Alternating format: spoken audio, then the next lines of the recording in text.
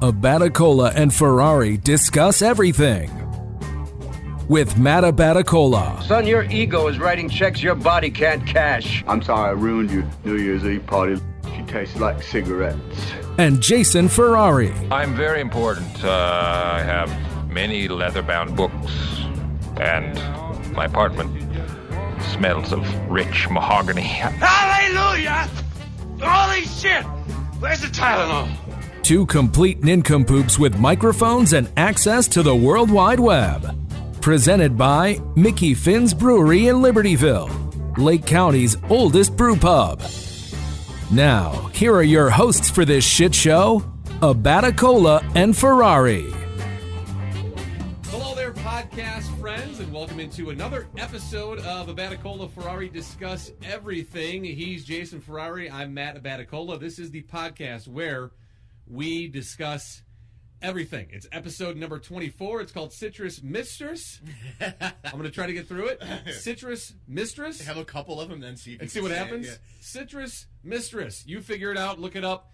Go on the Google machine. Hope you guys have had a great week. Hope you enjoyed our last episode, episode 23, where we interviewed and spent time with Terry Boers, a 90-minute interview. If you had not listened yet to episode 23, former score talent and Chicago writer and legend Terry Boers joined us for 90 minutes in episode 23, and it was fantastic. We're going to do more episodes like that where we pull someone out of the Chicago area or maybe even the national scene and spend an extra length of time devoted just to talking with them. So we wanted Terry to be our first. Hope you enjoyed that one. If you have not listened, please download 23, 90 minutes with Terry Boers. This is episode 24, Mistress, and we are brought to you by our good friends Mickey Finn's, Lake County's oldest brew pub, located 345 North Milwaukee Avenue in beautiful and historic downtown Libertyville. They have their Kolsch beer on tap right now. It is delicious. It's an ale.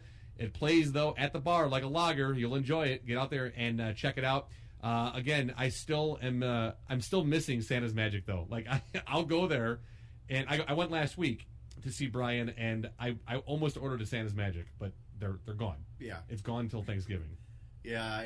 Wait, you brought two of those here, right? I think two total. Yeah. So I had at least a decent share. It was that's very good stuff. Beer. Very good beer. Yeah, but they're Kolsch on tab. You can check them out at Mickey Finn's. Also, like their Facebook page, Mickey Finn's Brewery, 345 North Milwaukee Avenue in Libertyville. You ever make it out there? Make sure you let me know on Twitter, and you can tweet the show at AFDE Show. You can email us at AFDEShow@gmail.com, and you can like our Facebook page as well, AFDE Show right there on Facebook. Like it and follow it and catch all the great stuff Jason posts, not only on Facebook but also on our Twitter handle as well. Yeah, I probably need to. I don't generally do it on Facebook out of just pure laziness. Yeah, I need to start duplicating. Just combine it over. Sure. I really need to start doing that. So the big story this week, of course, Super Bowl 52 in the books, and the Philadelphia Eagles, quarterbacked by backup quarterback Nick Foles, they beat the Patriots in the Super Bowl in what was easily one of the most entertaining games as far as the Super Bowl is concerned that I have ever watched. Agreed. Just really enjoyed the game from start to finish. You had the Patriots come back again and take a 1-point lead late in the game, and you were angry. You're like, they're not going to do it again. They can't do it again. And then, of all things that happens, a Tom Brady turnover is what ends the game for the Patriots and ends what hopefully is the beginning of the end of this dynasty between Tom Brady and Bill Belichick. Yeah, it was an outstanding game. Other than generally rooting for anyone who plays the Patriots in the Super Bowl, because if our own team isn't in there, I just kind of go for. I like the better story, and I just think, excuse me, man, I just think that it was like Foles and Philly, better story. First, it could be their first Super Bowl win. Just everything the backup about quarterback, it. Everything about it, yeah. Despite it being Philadelphia, it was the better story. Yeah. So, it was a very fun game to watch. Unsurprisingly, Tom Brady and the Patriots kept it interesting. It was not surprising to me. I did not think it was going to be a blowout, but on either end, right. I thought it was going to be a close game, just because Philly has good defense, and I think Peterson's been, he's been kind of just no holds barred, a little bit more aggressive, taking more risks, and he ended up taking one that was just like one of the greatest. That play was so unbelievable. You know, the Philly special, I love it. So funny about it, though, like, everybody in the room was like, yeah! Is that the Patriots tried it first, the pass to Tom Brady off his fingertips. That's what made it better. And that's what I loved about it, but what was funny was the narrative was, oh, wow, Doug Peterson, he's so creative, and this guy, he's thinking outside the box all the time.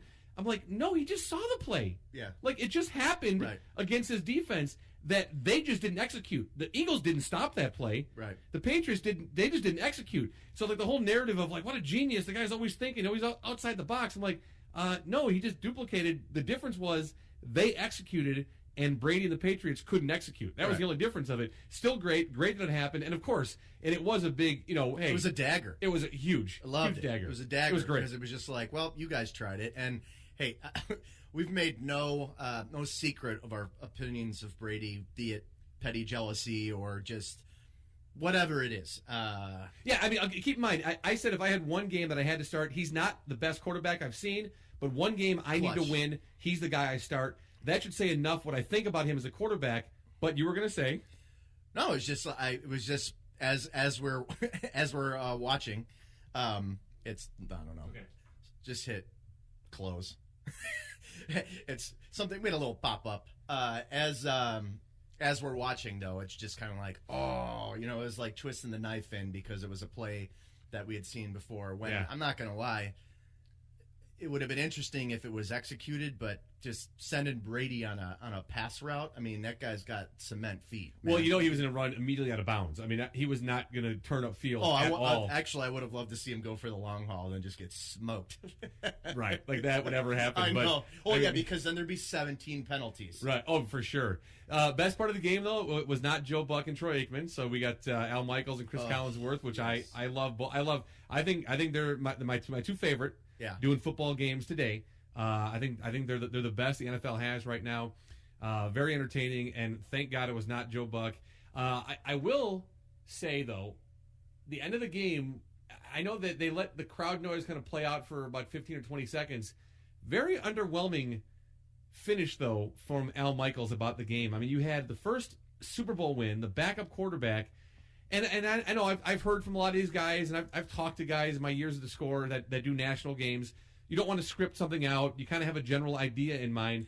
But it felt very underwhelming, and it was more very good at it. And he's it's very not good scripted, yeah. Yeah, but he kind of left it hanging, and it was more about the Patriots and Brady and Belichick losing and not getting it done, and less about the story of Nick Foles. I thought Al Michaels would have had something that could have gone down in the record books in history for the commentary on the final play, the end of this. Of this Patriots game and the win for the Eagles, their first Super Bowl, and it was very underwhelming at the end. Well, right. I mean, think about his most well-known. The 80 Olympics, and talk about an underdog story. So, and that's what it was played out all week. And it's very annoying. I think people just need to come up with better references. But David versus Goliath and all that shit. It's like, you know what though. Any given Sunday is any given Sunday. And that's exactly how it works. The two best teams in the regular season. Teams in the regular season. So, but all that said, outstanding game. I couldn't have asked for anything more. You don't want a one-sided game that's boring, like the commercials. But the game was great. There was a lot of commercials I missed, and my two favorite commercials that I saw were two that I actually missed on Sunday. One I saw Monday morning on the news. The other one I saw today, I was at work, and Harry asked me if I'd seen the M&M's one with Danny DeVito. And I'm like, no, I didn't. So I Googled it. Laugh out loud funny. The Giants with Eli Manning and Odell Beckham Jr., I did not see until Monday morning. That was my favorite one. That was so good. On GMA, they played it. I went online to watch it again. That was the best one. And, of course, it was an NFL commercial. Right. Not to mention that I think that there's some funny significance that Eli was involved and the Patriots lost. There was just a little thing in my mind where Eli makes an appearance and the Patriots lose. I loved it because I even tweeted out, I'm like the biggest victory of that game yesterday was it showed that Eli Manning is human and has a personality, and I'm like, watch out, Peyton, because you never see that kind of thing from him. Well, ever. He's hosted SNL before, but he's not just as good. not nearly. He's kind of a dud. Yeah, what Peyton is, but I thought it was great, and great job, good job with the NFL, the best commercial of the day. Another thing that I really am taking up arms over and just really angry is all the criticism for Justin Timberlake. For me, over the last decade or so, or 15 years, that was easily the second best halftime performance I've seen. And my favorite I've seen in recent years is Bruno Mars. I thought those two guys are just entertaining. They keep it moving. There's nothing controversial or dumb about it. They don't make it political in any way. They just entertain you. And the guy played some of his best songs. Right. And the criticism was the sound. It was fine to me on my TV. I don't know. That people criticize his suit. The guy has an album out called In the Woods. Right. And he had a dumb suit on that he made look good. Yeah. And people were mad that Janet Jackson wasn't there. Well, guess what? It's not about him bringing people on stage like Janet Jackson or NSYNC. Who gives a shit if NSYNC's not there? If anything, I was hoping it would be Stapleton. Oh, that would have been, I would have loved that. That would have been great. And then the criticism over the Prince thing, because the big projection, like, I thought it was great. Yeah. You didn't have to do that. It was, I mean, I had a party, or, let's call it a get-together. Your chili party. I made my famous chili, the touchdown chili that I've got a big container of it for you to take. I might eat it cold on the way home. But everyone was, my friend Tim's wife, Mandy, said, all in all, like, I am happy with that performance. I loved it. Like, I thought it was very good, but I don't know. I was just a little underwhelmed, like, but as you said, it was safe. Just very safe. Yeah. And I wasn't expecting, like, a nipple. Right. I would have laughed my ass off if there was a nipple. I don't need him swinging from a rope or climbing down a building. No, I don't need him that's not him. blowing himself up. No, I need him to dance, sing, and play the songs I like. Yeah. And I was, halfway through it, I'm like, I just hope he plays that song from Trolls. Yeah.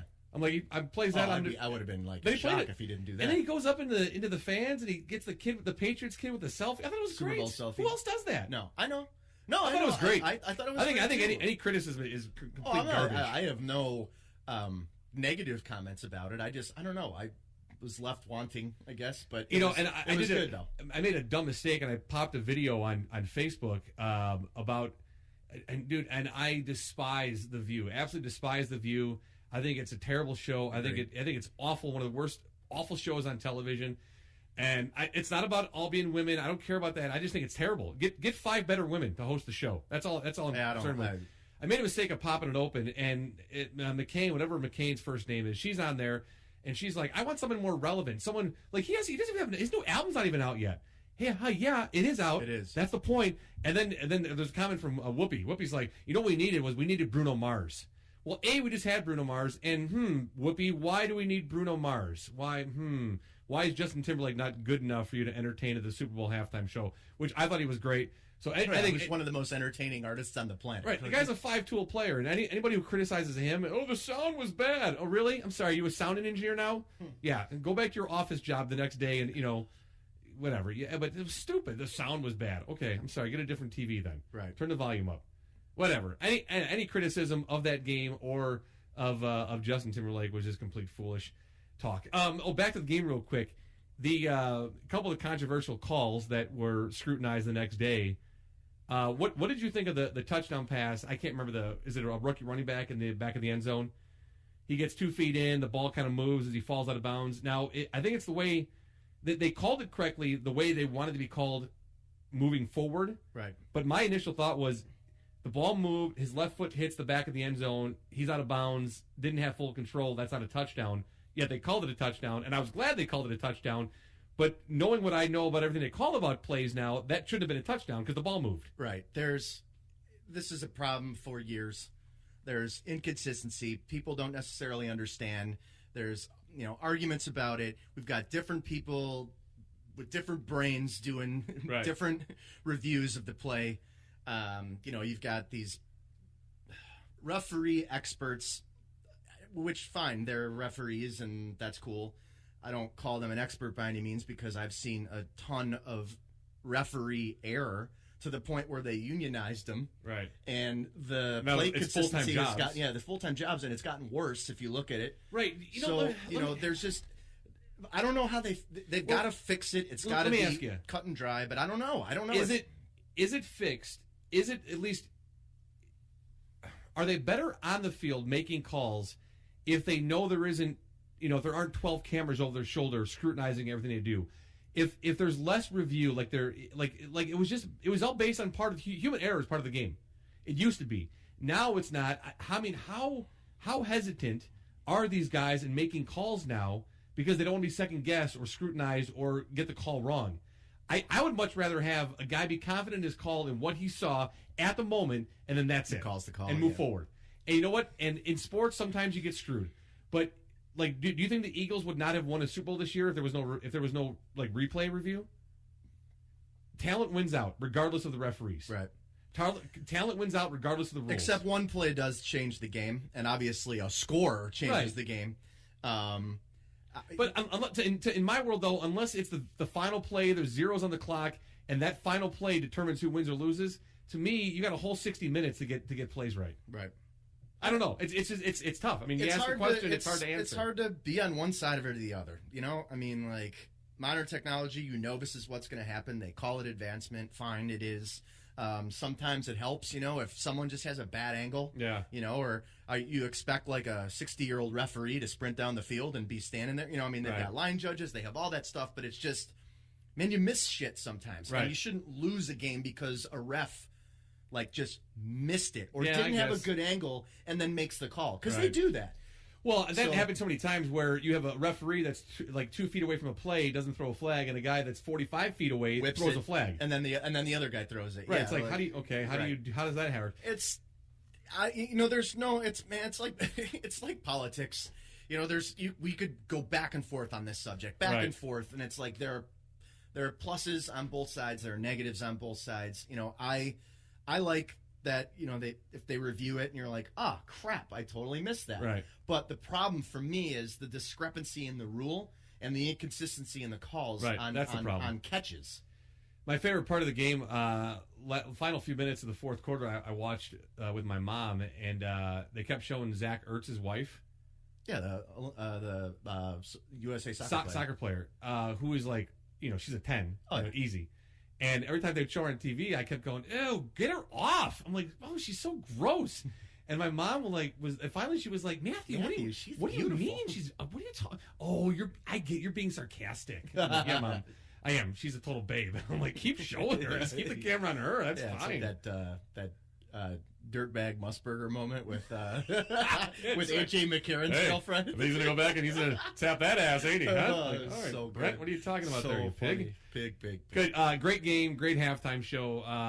Love the outcome. Love to see the Patriots lose, which of course coincides with the Patriots losing both of their coordinators, offensive and defensive coordinators, or in theory, so we thought. Yeah. Josh McDaniels has an agreement in place with the Colts, and then decides he's not going to leave the Patriots, and basically disses the Colts last minute and says, "Yep, I'm not taking the job."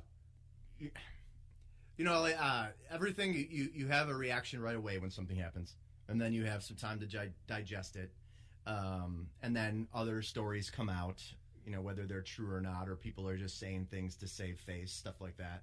Like the Bears interviewing him and being like, we didn't feel real good about it. Other coaches were calling us to warn us that he may not leave. It's like, okay, that may or may not be true. Right. This does prove, though, that it's got to be on paper. Yeah. It's got to be on paper. Well, like, I'm not saying, I mean, we'll get into what we feel about it, but I mean, like, man, a handshake deal is not deal. Not binding. Right. You know, I mean, it's like Jerry Maguire. You know, I was really moved by your my handshake is as strong as oak speech in the living room. Yeah. You know, I signed the papers while you're down with that colored fella in the lobby. Yeah. Okay, there. Boy, all right, okay. Mr. Trump. But also, I think it just goes to show the fact that they need to revamp and redo the way they do the coaching search, like we talked about a couple episodes ago. This process is bad, and it screws people over. It screws teams over. And, I mean, the open coach season should have started like Monday morning at midnight. Right. Super Bowl ends, and then you start Monday morning 9 a.m. Eastern time. That's when coaches get interviewed. That's when and like we said, even do it all in one place.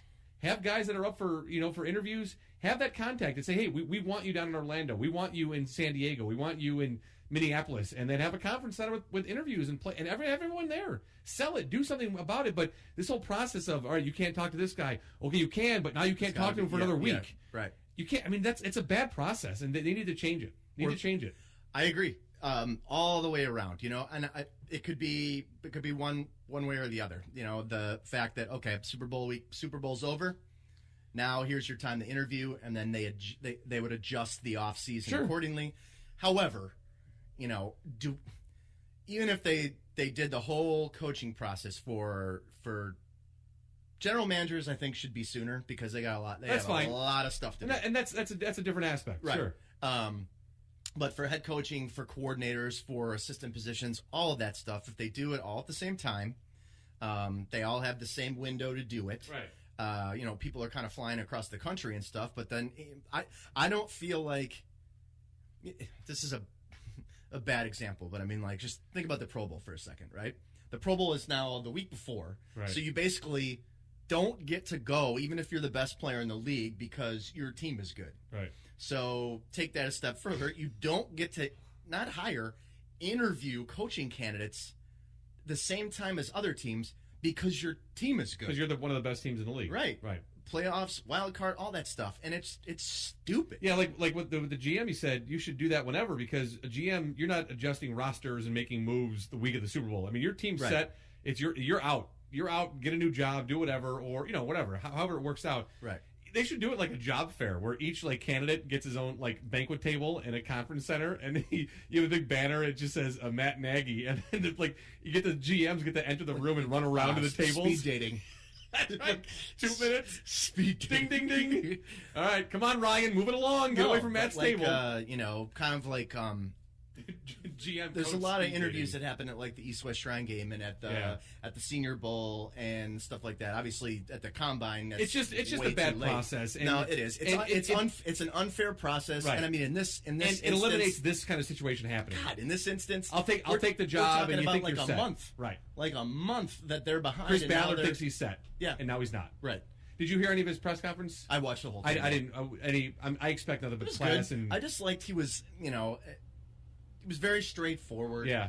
It's kind of like, it is what it is. It is what it is, right. What are we going to do? Right. What we're going to do is we're going to interview he's like, one good thing about this is there were several candidates that we had on our list that we weren't able to interview because of the playoffs. Now that we can now interview, yeah. like the coaching staff of the Eagles. My favorite take on it was one of the NFL Bigfoots on Twitter. The mic drop?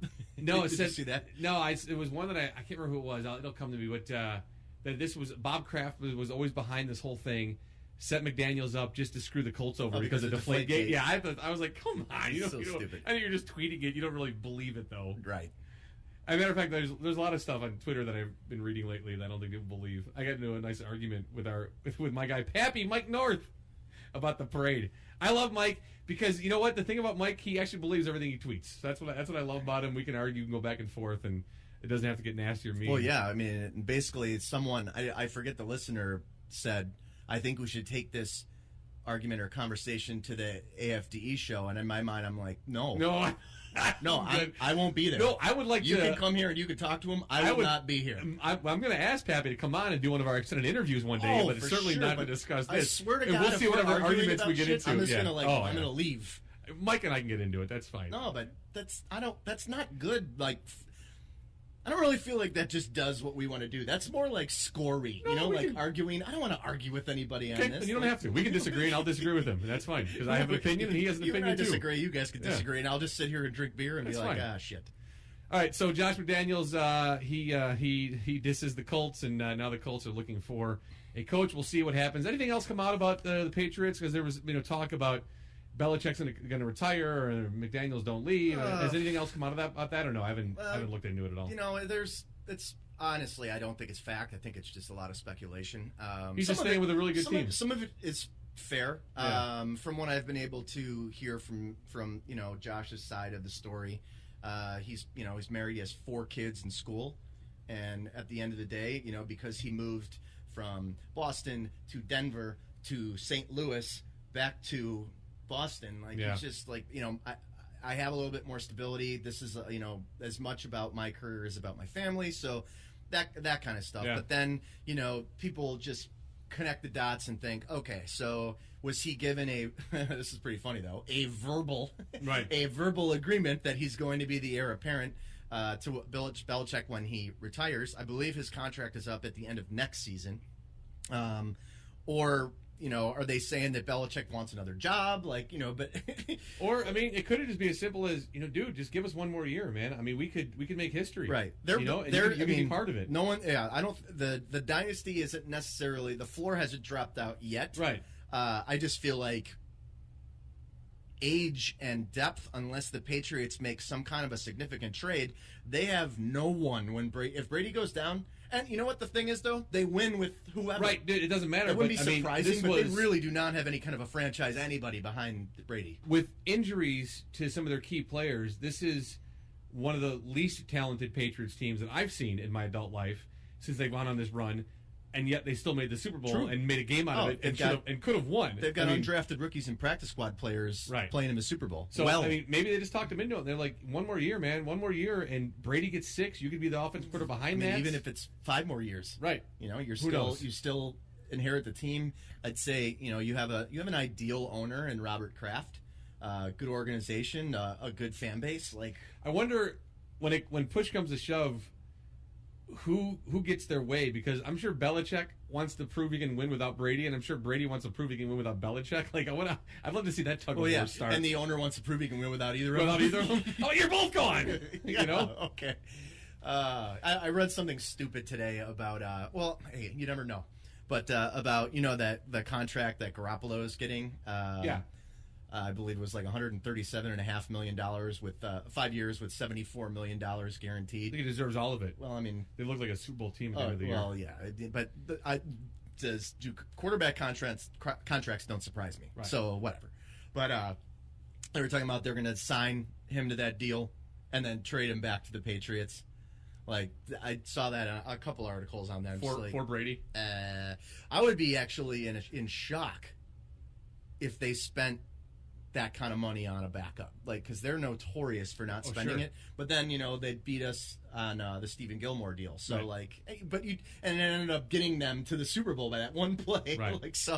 I don't know. There's a lot of interesting stuff going on. For me, I'm very interested in the off season. I kind of like all this stuff. I was not expecting this drama. Right. But one thing, it made it fun though. Yeah. Hey, it's interesting. It makes for good reading for the rest of us who aren't in Indianapolis. But one thing that happened, outside of a Super Bowl this week, the NFL Honors Weekend. It's just a fun weekend. You get to find out who the awarded players and coaches are for the year. Sure. But someone, as we discussed with Terry, who said he was absolutely positive he was going to get in, Brian Urlacher is elected to be in the 2018 Hall of Fame class. Yep. First well Hall of deserved. Famer. Yeah. Awesome. I mean, I think everybody who was elected was very good. I'm glad that people were speculating that because it's multiple linebacker, who cares? It's about who's the best. It's not about position. Like, I don't care about that stuff. So I'm super happy he got in. I think everyone would agree. It seems like he got a lot of votes. Yeah, no, and he certainly deserved it. I'm glad he got in the first ballot. When he said that his partner in crime, Lance Briggs, should join him, I think Lance Briggs is in the Hall of the Very Good. I don't believe that Lance Briggs is in the Hall of Fame. I think Lance Briggs is elevated a bit because of playing next to Brian Urlacher. But Lance Briggs is a fantastic player. I think vice versa too, though. Yeah. I mean, if Briggs doesn't get in, and I'm in my mind, I'm not really like putting me in the conversation, but at the same time,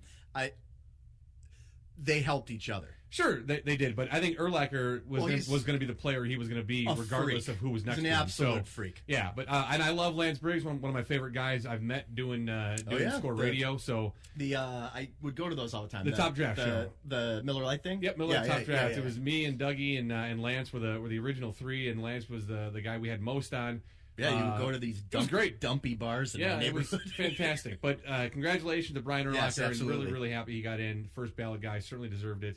And it was great seeing him over Super Bowl weekend. Of course, our guy J.J. Watt, the Walter Payton Man of the Year. That's was not good. A shock or a that surprise and just at all. Watching, I really, really like watching that. Like I think it's cool. The coverage of all of them, because I think obviously every single one of them are very deserving. Right. And you watch what they do for their community. I don't know.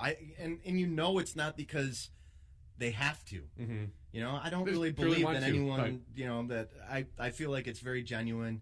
And we've talked about Watt at length on this show, but I mean, what he set out to do and what he accomplished is nothing short of amazing. congrats to everybody who were finalists. Yeah. But it was very, very cool watching him win. Plus, we get to see our guy Jarrett and Brittany yeah. out there on the field, so that's always cool to do.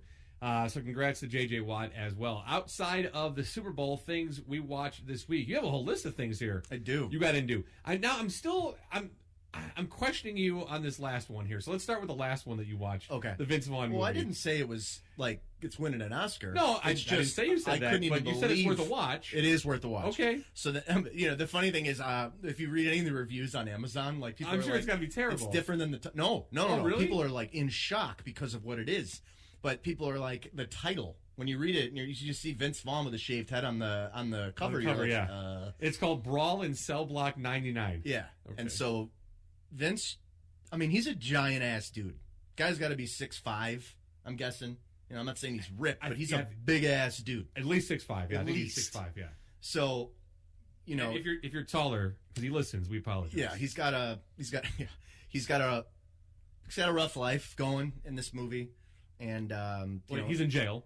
not yet. Like, Oh. it doesn't start out like that. You Okay. know, like, I mean, but you know, he's doing what he needs to do to take care of his family. So something happens, you know, he ends up there. Sure. But before he ends up there, dude is just beating the shit out of people. I mean, like, dude, whatever training they gave him, very Yeah. realistic. Really? Like, I mean, I'm talking about working people. And this is only available on Amazon? Is that? No, it was out. Okay. You know, I'm sure, you know, it's not like people are waiting in line at the theater for this. It's definitely like an indie movie. All right, I can find it, though. All right. Yes. Okay. Oh, yeah. It's on Amazon Prime. It's an indie movie. Or All right. Hulu. It's on Hulu, Maybe too. I'll give it a spin tonight. Yeah. So, no, but then he goes to prison. During the man, great and then snowstorm. He really beats, like, it's just, you expect him to be in rom-coms and Yeah. stuff.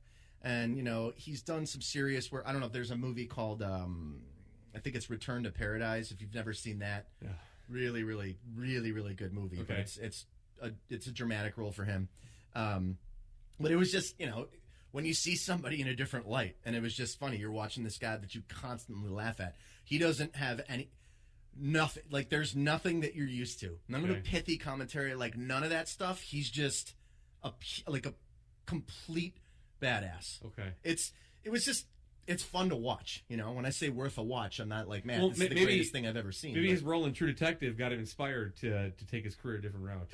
No, I mean, Root. but this was. I mean, Yeah. he'll be in comedies for. All right, ever. so that's Brawl in Cell Block 99, and you give it a worth a watch. Yeah, but that's it. All right, what else you watch this week? But per your recommendation, I was not even aware that it was out there.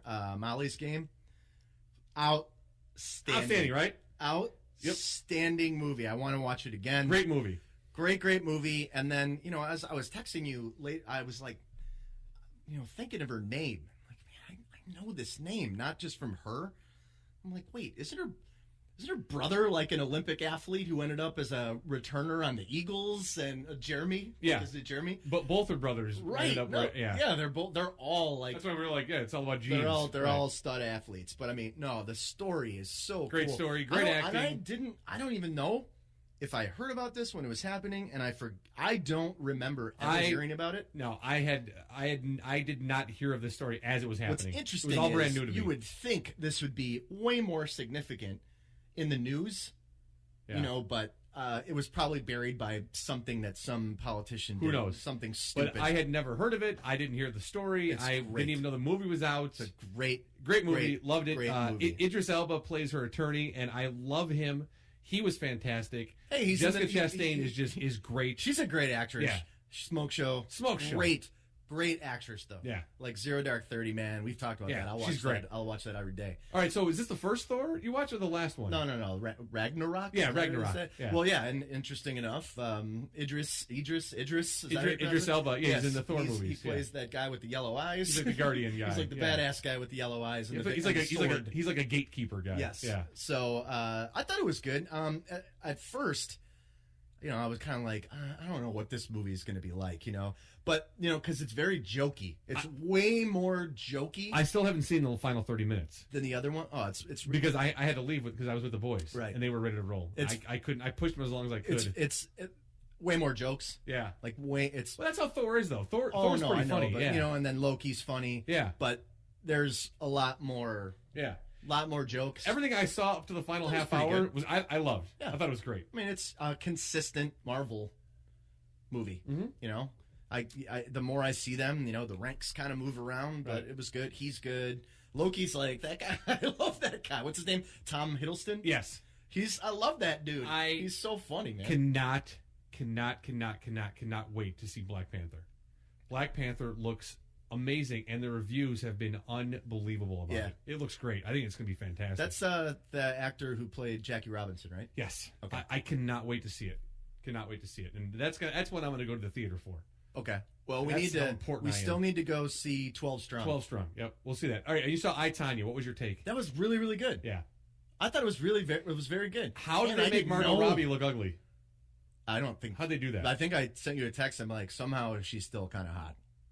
Okay, she'll always be hot. Because you know her. Yeah. Like, you know her. No matter how, like, trashy they try to make her look, you're still like, it's her. When she was it Harley or Haley? Harley Quinn in Suicide Squad? And, that's the version of Margot Robbie I want. The wife. I want the crazy psycho girl. Yeah. Yeah, exactly. The kind of girl that ends up stabbing you at the end of the night. I'm forgetting things, but what the hell's the stock market movie? Wolf on Wall Street. Yeah, Wolf on Wall Street. Unless you're who's the big sports talk guy, the Pope out in New York on the Fan. He called it the Werewolf of Wall Street. Who? Oh shoot. Well, yeah, we don't remember things. I know this is shocking. Mike Francesa called it the Werewolf of Wall Street. Yeah, I saw the Werewolf of Wall Street. Oh my God! He told it like more than once on the air on his show. He called it the Werewolf of Wall Street. Wow. No, but it was good. And Allison Janney, our girl from West Wing's in there. I got a thing for her. Oh yeah, she's a hot older lady. I like her a lot. But she looks better now than she ever did on West Wing. She does. She's one of the ones who got better with age. It's kind of like Elaine on Seinfeld. Yeah, I know. And they both listen to the show too. So ladies, call us. Elaine from Illinois. I'm not quite sure where Allison Janney is from. Yep. No, but it's a very good movie. And we were younger when it happened. I think it was like 92. No, not 94. 94. So a lot of information I would have never known unless I remember it very, very well. I just remember at 21 not really caring. Right. That's all. Well, I didn't know. I just mean more the specifics about how messed up her life was. Yeah. I remember the whole situation and just the name because it's funny, Jeff Galooly and like all that stuff. This week for me, nothing new. But there was a couple classics that I've actually watched more than one time. I watched Rudy 3 times this past week. Yeah, on 3 different sittings. Watched it. And I also have watched A Few Good Men twice. Okay. So for whatever reason, I just went back and I couldn't find anything to watch, and anything new that was out didn't really jump out at me. But I watched both those multiple times, and I mean, man, you just... I know it's coming, and I'm thinking, all right, I'm going to get teary-eyed here at Rudy, and it still happens. Good and Lord. It's just, so at good. The end, man. Miracles on Showtime.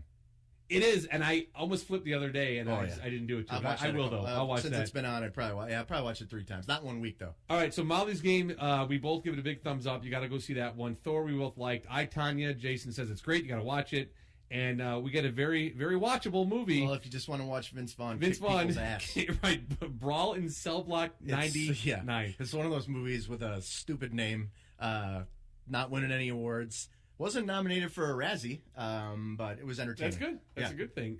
All right, so that's what we watched this week. And then we're going to close out segment 1 here in a very special and meaningful way for us, Jason. Thanks, brother.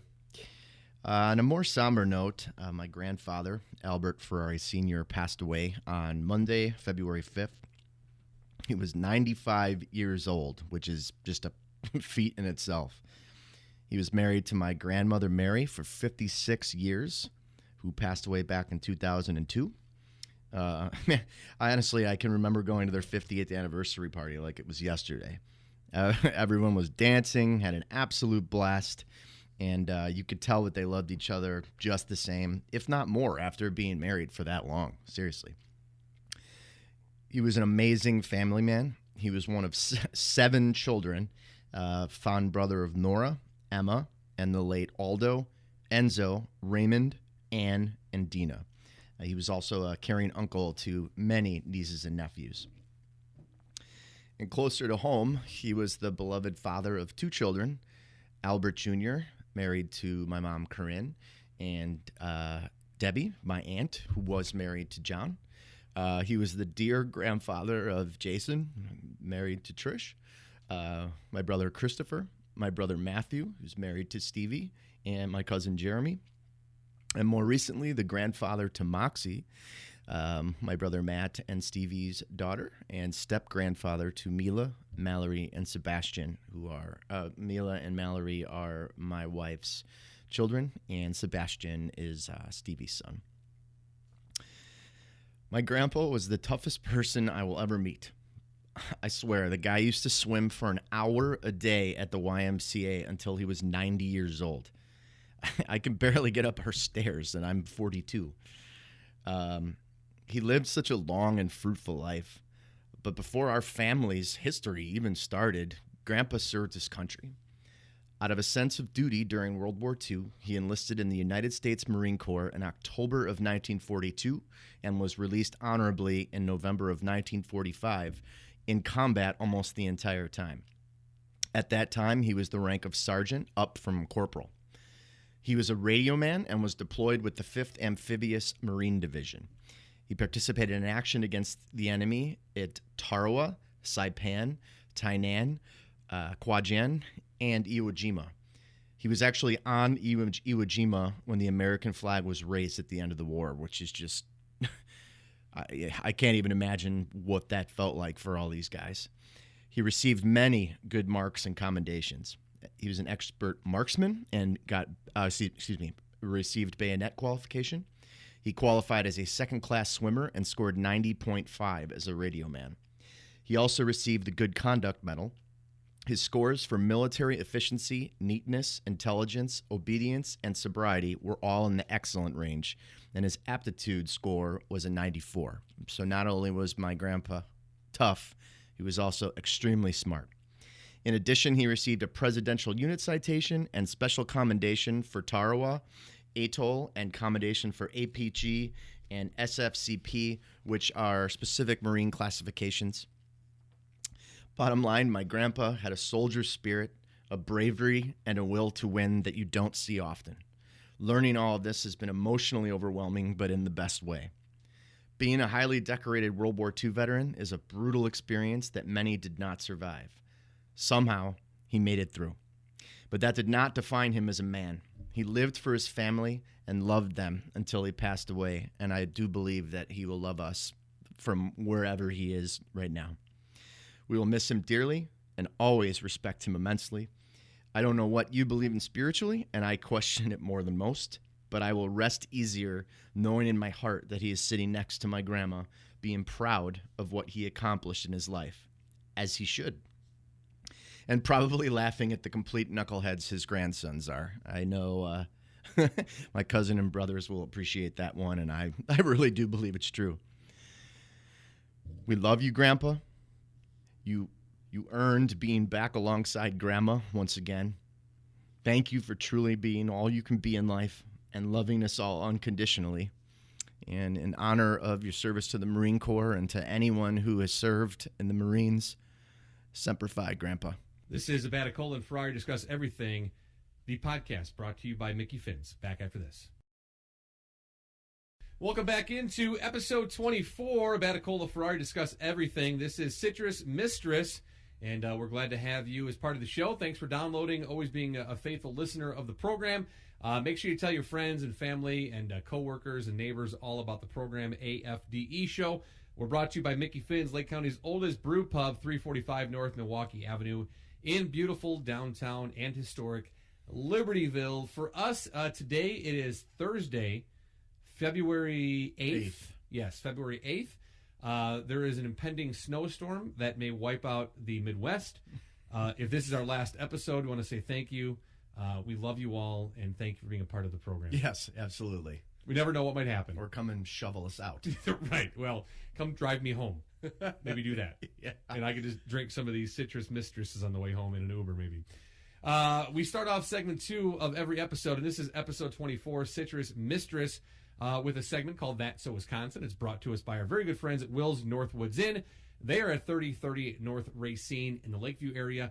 Check them out at willsnorthwoodsinn.com. I am checking them out with my own eyes certainly in April, hopefully before that, but in April for Packapalooza. Right. Cannot wait to go check that out and see all the Well, all the anytime fun you come down, festivities. just let me know and I can get there relatively easily. We should do that and have those, what do you like, the $2 or $2.50? Schlitz. Schlitz. Schlitz tall boys.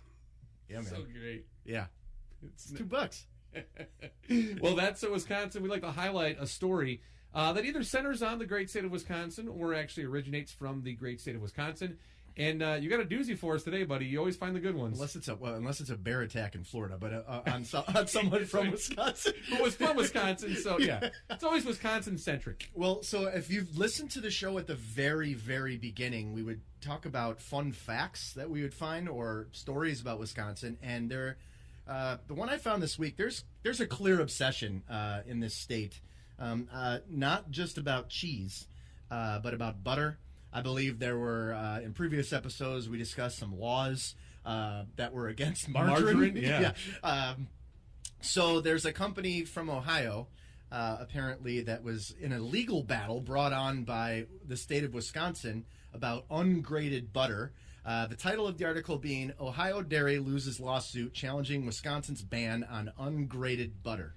All right, so Wisconsin's ban on the sale of ungraded butter does not violate the rights of an Ohio dairy, a federal judge has ruled. U.S. District Court James Peterson on Monday found the law rationally related to Wisconsin's legitimate interest in helping the citizens make informed butter purchases. I'm going to read that one more time for you in case you missed it. Please.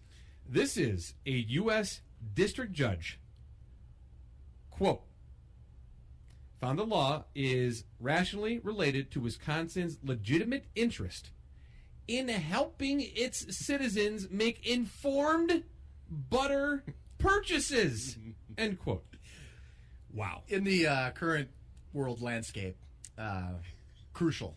Informed butter decisions. Butter purchasing decisions. The decision came in a lawsuit filed last year in, of course, Madison Federal Court by this dairy from Ohio, which had been selling the butter in Wisconsin until a complaint prompted state inspections to stop the sales unless the butter was graded. Yes, and they make mention at the very bottom, which it's interesting because there's a brand of butter called Kerrygold.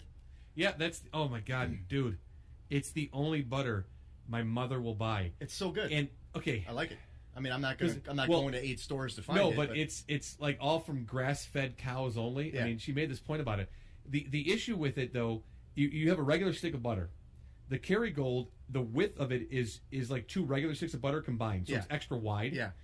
And it won't fit in the butter thing. Yeah, I know. And so it's the only my mom buys, and it's wrapped in like foil. And so she'll use a portion of it and then leave the foil thing wrapped, but then she'll take it out of the foil and stick it onto a dish, a glass, like a dish, a dinner dish. With like the little, do you have the little knife? No, not a butter dish, a regular dinner plate. The whole, just a stick because of butter on the plate. I don't believe as a 45-year-old man I should own a butter dish. And she was like, "Can I buy you a butter?" And I'm like, "Mom, if you bring a butter dish, I'm going to throw it in the garbage. I don't want one." I have my grandparents' old stat. I don't want one. I don't purchase. So she puts it on a dinner plate, then puts it in the fridge, and it takes up a lot of space. And I'm like, just buy the regular butter. Buy regular good butter. Yeah. The regular narrow kind that fits in the damn container. She's like, no, this is the best, Matthew. It's made from it comes from cows that are grass fed only. And unicorns. Yeah, right. It's unicorn butter. My mom's milking unicorns in the middle of the night. Jeez, oh man, no, but so. So I'm sorry, you brought up Kerrygold. No, but yeah, exactly. So when Trish started doing, she does this keto. Keto. It's not a diet; it's a lifestyle. How many times has that been said to you? I don't know. What's this diet? It's not a diet. It's damn it! It's a lifestyle. But so is beer. They have this, and I'm enjoying some right now. That's one of the first times you've done a beverage sip in a while on this show. It is. I think probably since the first episode. Or no, since we poured Coca-Cola and red wine. Yes, we made the poor man's sangria. Yeah, it was called the I don't know, Galileo, whatever the hell it is. Galileo. But they had this thing called bulletproof coffee, and you can either put this stuff called MCT oil in it, or as a substitute butter. And in your coffee? Yeah, you can't really. Honestly, it just makes you can't taste it. Okay. It just makes it like thicker, but it helps with I guess the nutrients and like what you need to replace what you're not eating. Interesting. But Kerrygold was the one that was recommended the most. Okay. And I didn't realize this, but I could not. I would go to stores and could not find this brand. And I remember I saw it in Illinois all the time. Yeah. Always saw it. I found it in one store, Hy-Vee. Okay. And now I understand. Like it said that they were not allowed to sell Kerrygold because it was not graded? apparently graded. Okay. So yeah, there's that. Interesting. Well, Kerrygold is number one butter of my mother. So if you're interested in a good butter from grass-fed cows, you need to try Kerrygold. Remember, it's extra wide though; it will not fit in your butter container in your fridge. So there you go on that. Tomorrow morning, and I'll make a video of this, Jay, and I'll post it to our Twitter handle at AFDE Show. I'm going to take 2 big tablespoons of I can't believe it's not butter and put it in my morning coffee. We'll see how that goes for me. For the Kerrygold, or do you have? No, you have both. I have both. I have tubs of I can't believe it's not butter on the every 3 or 4 months I eat bread.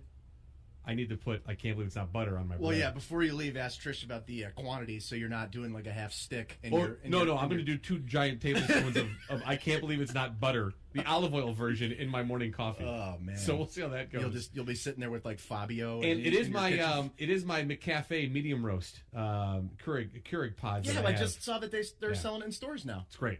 Yeah, that's cool. Yeah. I did a search to see where it was in my area. Nowhere within 25 miles, apparently. I'll bring you some. Okay. I will say this too. Well, we only have a Keurig though. If Starbucks is listening, your Starbucks vanilla coffee for the Keurig pods is terrible. Yeah. Just want to let you know that it is not good. Kind of done with Starbucks. Your coffee Starbucks at the stores, when you go to a store and get it, it's a regular black coffee, is delicious.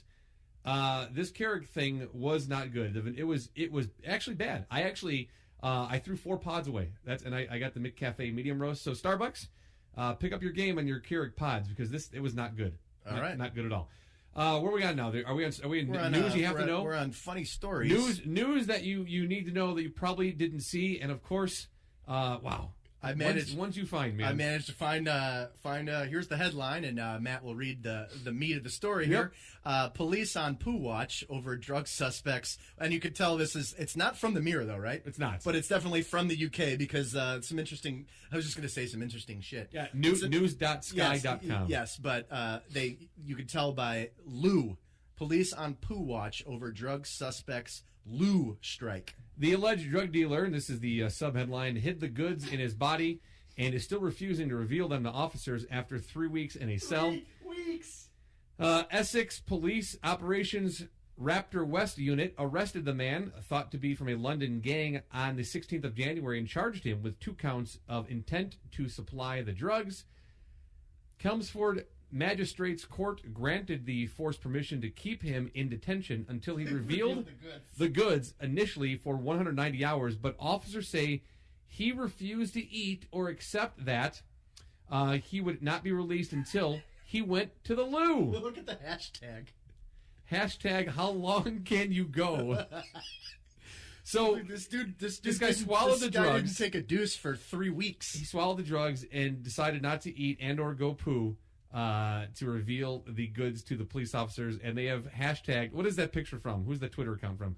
That's from the Operations Raptor West account. Yes. Wow. So the Police Operation Raptor West unit tweeted it out with a hashtag. They have a Twitter account at Op Raptor West, one of my new favorite accounts. They tweeted out with the hashtag How long can you go? What's funny is me think of Greece. Like, how low can you go? No, what's funny is there's like a court order saying that they can hold him until he shits. Right. Like so, like what?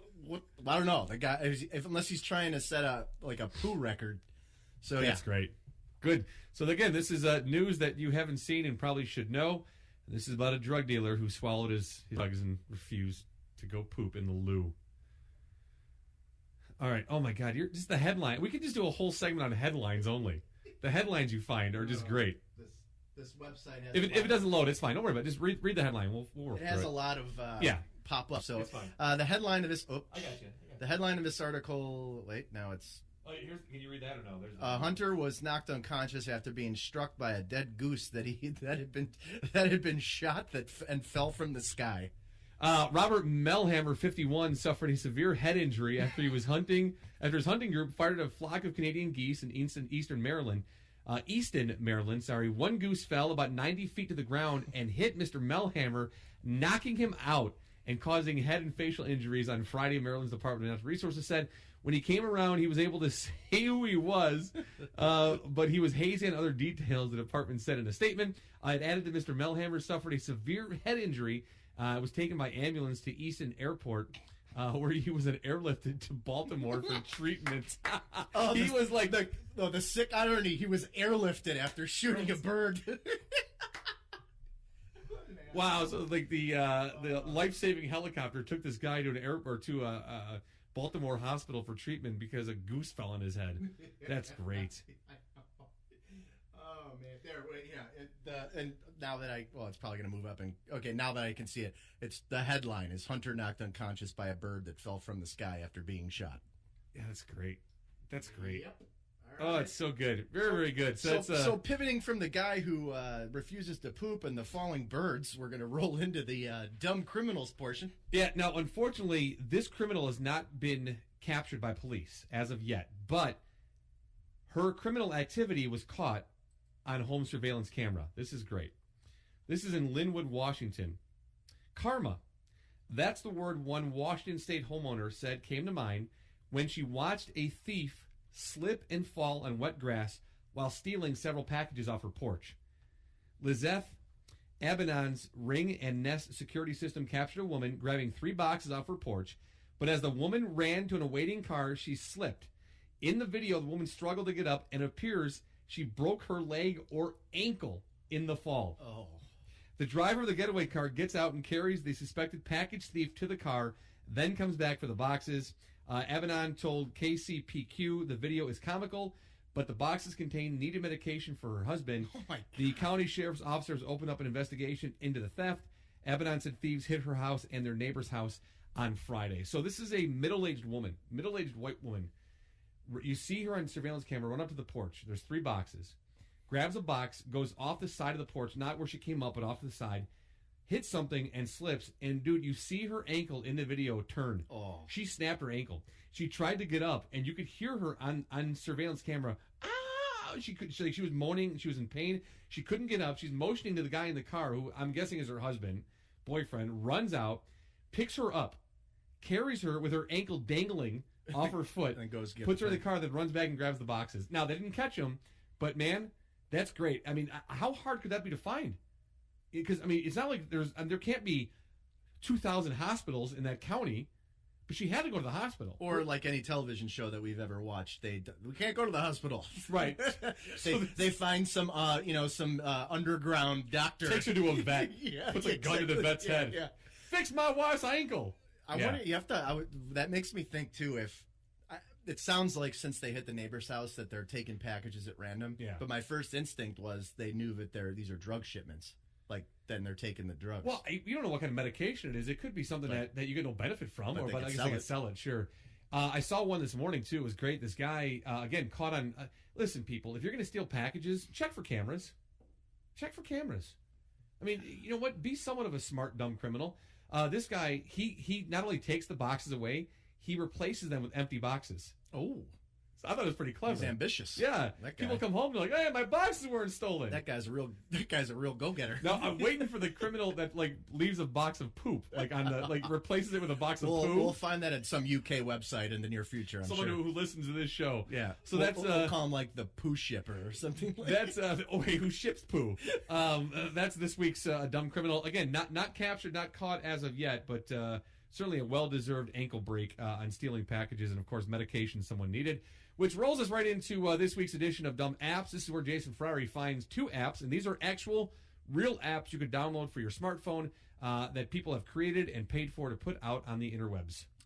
So I actually came across a website with 10 gems. So I've got 5 weeks. I got this segment for a couple weeks. All right, now. so we're set into March with this now. And I there was one that's better than the first one, but I don't want to blow my wad on two. I want to have one mediocre and one great. The first one is called, what's funny is the lowercase I, like the iPhone. I am a man. And I mean, maybe this could be helpful to some people who are psychopaths, but wow. It traces your girlfriend or your wife's periods. And apparently they were anticipating someone who had either like a Mormon or someone who is not monogamous and has many, many girlfriends, because you are allowed to set passwords for every girl. So this isn't a dude who just like runs around and picks up random chicks and has sex. I mean, this is a guy who is having regular sex with multiple girls on a regular basis, enough so that he has to track their periods. Right, which I'm thinking it's less about the sexual activity and more about the impending effects of the menstrual cycle that women experience. So I'm, the second week of the month, I'm not going to see Susie. Third week of the month, I'll go back and hang out with Susie, not visit Jenny. Okay, I know Susie's going to be a little crabby, so I'm going to skip that week. All right, last week of the month, Jenny gets me back. Yes. I'm not going to talk to Debbie till the first week of the month. All right. So I am a man. Track your girlfriend or wife's periods. I am a loser, man. Yes. Okay. This one... it's kind of like the funny story titles. I have to read it just to make sure. The name of this app is Watermelon Prober. You could just read the first sentence and it'd be enough stupidity there. Will test and rate the ripeness of your watermelons. I think this is like a lot of apps that we find where it's just not... it's not electronically possible for this to actually do that. It's amazing, though. But to work the app, you place your phone on... You can't even read it. To work the app, you place your phone on top of a watermelon, bang on the side of the fruit twice, and the app will give you a report complete with ripeness rating. Wow. So there you have it. I am a man, and I just love saying this, Watermelon Prober, which I probably should put on the episode list. Watermelon Prober. Yep. That'll also be a story in the UK about a guy who puts his thing inside watermelons at produce sections. Yeah. That's Watermelon Prober. I am a man. That is this week's edition of Dumb Apps, brought to you by Jason Ferrari. He finds 2 downloadable apps for you every week. We want to hear your feedback on those apps after you use them. Email us at afbshow. Please use Watermelon Prober at gmail. And see if it works on other fruit.com. This is a Baticola and Ferrari discuss everything. This is episode 24. It's called Citrus Mistress. I want to thank our good friends Will's Northwoods Inn. Check them out, willsnorthwoodsinn.com. And, of course, we're brought to you by Mickey Finn's, Lake County's oldest brew pub. They are at Mickey Finn's on Twitter. They have delicious beer, wonderful food, and great service. 345 North Milwaukee Avenue in Libertyville. Back after this. Nice beaver. Thank you. I just had it stuffed. Let me help you with that. All right, welcome back in. The final segment of episode 24, Citrus Mistress. It's Baticola Ferrari discuss everything. Thanks for downloading and being a part of the program. We start off segment 3 of every episode with our favorites and best tweets of the week.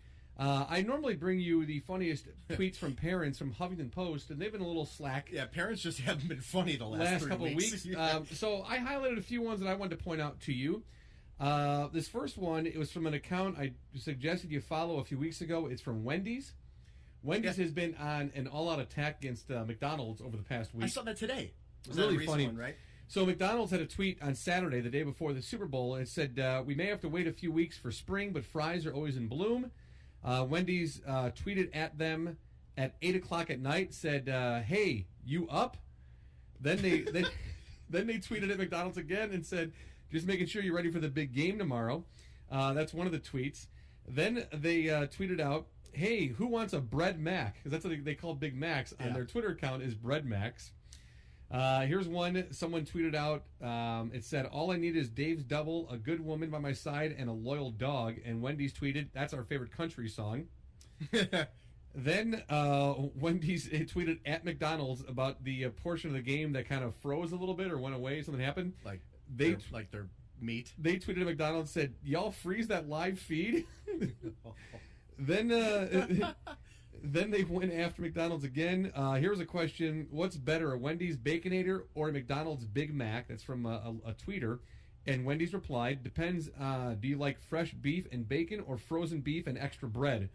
As they go after the Big Mac. And here is one. One on Twitter said, LOL, Wendy's is petty. Petty.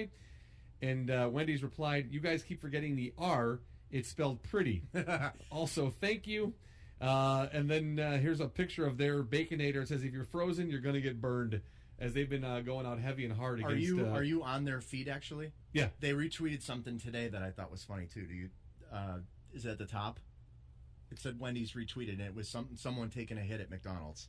No, I don't see that one. Okay, no worries. Yeah, we'll find it again. It's and Wendy's is on it on Twitter, as well as this handle, who has just been nothing short of amazing. Or you've got another one. Wait, sorry, before we get into the new one. I jumped again. This is one that I know I didn't follow because I didn't know it existed until now. But it revolves around a TV show I've never watched, which a lot of people love. This Is Us. Apparently, one of the main characters died in a fire. Yeah. There was a house fire. I think his name is Jack. And it started because of a faulty crock pot. I guess that someone lensed in a crock pot, and he's like, "Oh, the switch is bad. You got to fiddle with it." And apparently, he was cleaning up from their Super Bowl party, and somehow the switch gets hit, and a spark flies out and sets a kitchen towel on fire. Next thing you know, the whole house on fire, and Jack, one of the main characters, dies. Apparently, after the episode, Jason, people took to Twitter. Just having to get the spoilers on this show. I swear to God, I get messages. If you don't know that by now. Yeah, I get messages from my cousin all the time, be like, well, don't need to see that movie. Well, he sent it to me like 8 times. Listen, this whole thing, before they aired the episode after the Super Bowl, everyone knew that Jack died. So you just didn't know how he died. Right. Now they find out this faulty crock pot sets the house on fire. Apparently, viewers of the show angrily went to Twitter and was going after Crockpot. And like, I'm never going to use my Crockpot ever again. You know, this is terrible. Like, people were seriously up in arms. Wow, that's of all the things that I thought you were going to say, that was not it. Right. So here's what I love, though. Crockpot is an actual brand. Yeah. Crockpot, right? So if you don't see Crockpot on the side, it's not a Crockpot. They started their own. They didn't have a Twitter handle. They started one to reply to this. To rebut this? Oh God. It's at Crockpot Cares, which I now follow on my personal account. Dude, it is great the way that they replied. They were like, "You're right." I guess Stephen Colbert took his a crockpot during one of his shows and threw it out the window. I could guess where you're going with and that one. They're like, their first tweet was, "You're right, Stephen Colbert. This will not catch. It will not catch a fire, but throwing it out the window definitely will make." Oh boy! But throwing out the window definitely sounds like a recipe for disaster. How will you make your chili for the big game? They've gone on to tweet more. Ever since that, they were like, house divided for today's big game. We can all agree Crockpot's recipes are a winner. That game was on fire, not Crockpot. Are you ready? Because apparently they had Jack was on Ellen DeGeneres' show talking about that it wasn't the Crockpot's fault. Milo knows the truth. It's time we all get along from at Crockpot Cares. I mean, I just thought it was absolutely brilliant. They go after idiots on social media who are like, "I've never used my crock pot ever again." What was great about it too, and you've heard of the Instant Pot now, which is out. Yes, that can cook like a crock pot in like a half hour. Yeah, those things are kind of cool. So then Instant Pot jumped on this whole controversy and was like, "Hey, come on over to our side and start using Instant Pot." Honestly, that's what smart brands do. Oh, dude, it was great. That's what smart brands do. Great. I thought they were both genius in what they did. The losers here are the idiots that took to social media to complain about their crock pots. "I've never used my crock pot again." Well, then you're a moron. All right, well... And you probably shouldn't own a crock pot if you're going to react that way to it. All right, last one for you that'll lead us into the 5 you want to get into. This was from one of our followers on the show, and now on my personal account from The Onion. Oh, God, it's so good. The Onion posted a picture of, Popsicle brand, Popsicles. Yeah. Oh, I know what you're talking about. And it just says, "Popsicle reintroduces beloved plain flavor," with a picture of a plain-looking popsicle. It's just a white popsicle with the iconic yellow box and the blue and red logo popsicle, and it just says plain. And there's 3 white popsicles. One of the first responses says, "It's just ice." So great. Oh my God. I absolutely love The Onion. So then that gets us into our top 5 from our show handle. And this was all during the inauguration, State of the Union. Sorry. And I put it out. I did. I tweeted it out from our handle during the State of the Union that just like The Onion is absolutely. If you don't like The Onion fire. and you don't want to follow them, you just have got to look at their page just for their so their what picture is this? That's the profile picture. The cover. The cover or the picture. banner. It's unbelievable. It's got all this like superimposed stuff. Oh God! So it's got like Kellyanne Conway holding what looks like an old video camera. I don't know. But it's like a selfie. Yeah. But with like a handheld camera. Yeah, camera. That's Jeff Sessions holding jumper cables. You've got Donald holding, oh God. Well, see, I can't see what that is, but whoever, he's got someone on a leash. Someone on a leash, right. And then you got Mike Pence holding a goat? Yeah. Or is that a sheep? It's a sheep. Sheep. Who's the guy? I don't know, the guy on the right with the cat with the... I know, but the best, though, the two are the sons holding the rhino horn.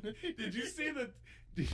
This was not during the State of the Union, but the picture they put out, the Onion put out a picture of Eric and Don Jr. sitting at a big table, and they have construction paper and crayons in their hand, and it's the letters that they wrote to Bob Mueller. And it was like from their dad, like my two beautiful sons, and they spelled beautiful wrong, and sons with a Z, like don't have to answer any more questions from me and Mr. Mueller. Do you remember? It's so great. When I lived in Madison and we were tweeting back and forth before this debacle occurred, but I was sending you links to the Onion then when during the convention when the Sons were speaking and they were tweeting out all these photos. They do the construction paper ones great, dude. And like the bad drawings all Construction the time. paper with the Crayolas. Yeah, it's so good. Absolutely, and of course it's like Eric's in like a hunting vest. Oh man, it's just great. It's so good. So these are, because we didn't do these last week, I pulled 5 of the ones that I thought were the most funny from the State of the Union. Hopefully this plays, but so the tweet is little known facts about the Founding Fathers. Okay, come on, interwebs. It's loading. All right, here we go. Little known facts about the Founding Fathers. First fact. While drafting the Declaration of Independence, the Founding Fathers roasted and ate one bald eagle every night. Wait, hold on. All of them were Caucasian. All right, here we go. In today's dollars, the Founding Fathers owe more than, what is that, $25.8 million in back child support. Little known facts about the Founding Fathers. Look, there were no Founding Fathers named Kevin. This is from the Onion, at the Onion. Oh, the Founding Fathers have never once rolled over in their graves. Come on. Or is that it? That's it. All right, wait. So the Founding Fathers have never rolled over in their grave. Oh, okay. Yeah. I mean, it's good. I just thought something else was going. Yeah. All right, so these are 5 from the Onion. State of the Union. This one is from at Onion Politics. Yes. Trump considers several flag pins before settling on the United States hashtags. That's up to you. That's great. Oh my God. And then someone responded with Captain Picard from, I think, the reboot of the Star Trek. Yeah. Isn't that one of the X-Men too? Oh, yeah, it's Professor Xavier. Yeah. This one. Oh, this one. I showed you this one. Well, I mean, you saw it obviously. I was watching the tweeted feed at you. live, Yeah, it was so great. It's a picture of Trump with like a milk mustache, but the tweet is parched Trump takes quick sip from pudding cup between talking points. And he's holding a chocolate pudding cup and there's chocolate pudding over his top lip. Yeah, that's so good. Oh man, so funny. Oh God. So you need to see the photo. Yes. And for those of you, like, I watched the entire State of the Union because apparently I'm a giant masochist. But the tweet says, Melania Trump looks down on husband from gallery with loving grimace. And if there was ever a photo with murdering eyes, that is like stab face right there. It is angry. It's an amazing photo. And I love the whole spin about how they showed up separately and how that was on purpose. Yeah, and no one has ever done that. Yeah, on purpose. Right. Okay. Stormy Daniels, that would be one. Okay, this is the one I sent to you that I thought was even better than the pudding. It's great. Very, very good. So there's a picture of a wolf, and it says Democratic congressman protests Trump's environmental policies by bringing endangered red wolf to State of the Union as guest. So funny. It's just a picture of the wolf sitting with a bunch of the Democrats. Yeah, so, really, really good. Oh yeah. All right, that's all. The last one. All right, yes, so those are the tweets of the week. We highlight a Twitter handle we follow, and wanted to share those along with you, which then, of course, leads us into this day in history. And for us, it's Thursday, February 8th. So it won't be the 8th of February for you, but these are the things that are highlighted in history on today, February 8th. And here's the first one. This one was cool. Yep. I actually remember this. This is 1986. Spud Webb wins dunk contest, which was crazy because I believe he was like 5'6" or 5'7". He was 5'7", one of the shortest players in the history of the NBA, and he won the dunk contest just a couple of weeks after the beloved won the Super Bowl. Yep. And was it Dominique? who was like kind of one of the dominant guys. Oh in yeah, 86. for sure. Oh yeah, no, absolutely. Because Dominique was like huge. How tall was that guy? Like pushing 7 feet. No, he wasn't that tall. I mean, he wasn't like a center, but no, he was here like, it says like 6'5", 6'7". He's 6'8". I knew that guy was big. Yeah. All right, but yeah, Spud Webb. What was his name's Anthony, right? Anthony Spud Webb. All right, so Anthony that's pretty Jerome damn cool. Webb. Yeah. So that's February 8th, 1986. Our next event in history on February For Christ's sakes. Hold on. Well, 8th. I was going to say also 1986. also, yeah, the exact same one, and I will fix that. But this is something that I thought was poignant, given talking about my grandfather. February 8th, and 1943. The Americans secure Guadalcanal, which is a very important part of the war with Japan. Because they were trying to set up a base, which would have definitely put us at more of a disadvantage. And the Americans, although, I mean, Matt, if you can see the amount of losses there, not just from our side but from their side. I mean, that was a giant battle, and I would imagine has to be pretty sizable in the grand scheme of losses during a war. Yeah, estimated 1,600 U.S. troops were killed, over 4,000 were wounded, several thousand more died from disease. The Japanese lost 24,000 soldiers. Yeah.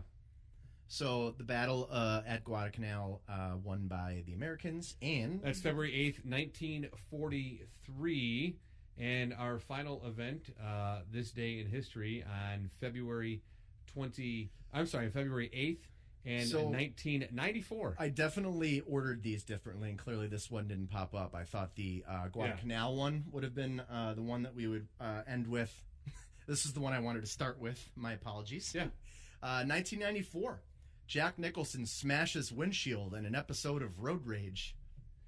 Criminal lawsuit filed against the actor Robert Blank stated that Nicholson, then 56, approached Blank's Mercedes while he was stopped at a red light in North Hollywood. After accusing the other man of cutting him off in traffic, Nicholson used a golf club to bash the roof and windshield of Blank's car.